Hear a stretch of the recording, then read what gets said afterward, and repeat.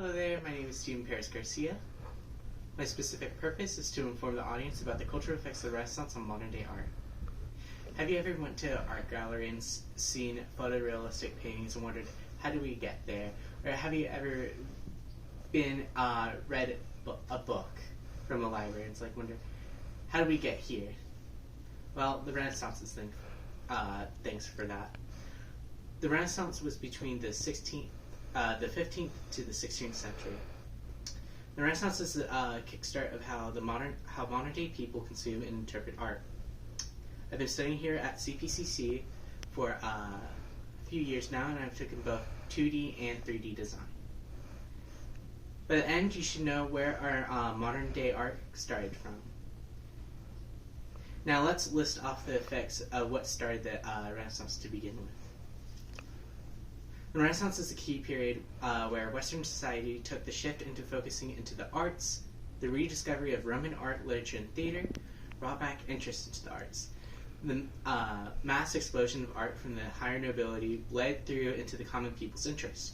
Because of this, the common people started influencing their daily lives with many forms of art and begin to evolve the art in general to a new standard.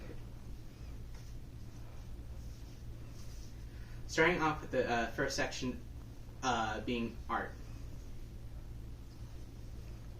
Art during this time became big as scholars and entrepreneurs studied as well as reconstructed Roman statues. As well as statues, the study of old frescoes and graffiti was broken down into multiple techniques. Techniques were taken as a base for photorealism with 3D space. The reestablishment of Roman statues led to the Catholic Church lifting their ban on non-Catholic and Christian mediums. And people were allowed to invent and study machinery and tools during this time.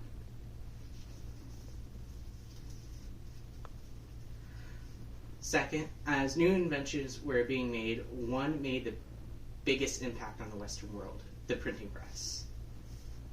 The printing press became widespread as it allowed for mass production of books as well as literature, things like pamphlets, things like that. As more and more of these were printed out, more and more people learned how to read, making literacy rates rise up more and more. Thus, new forms of entertainment were created, such as fiction. Thirdly, as literacy grows, this brings forth great interest into the performing arts.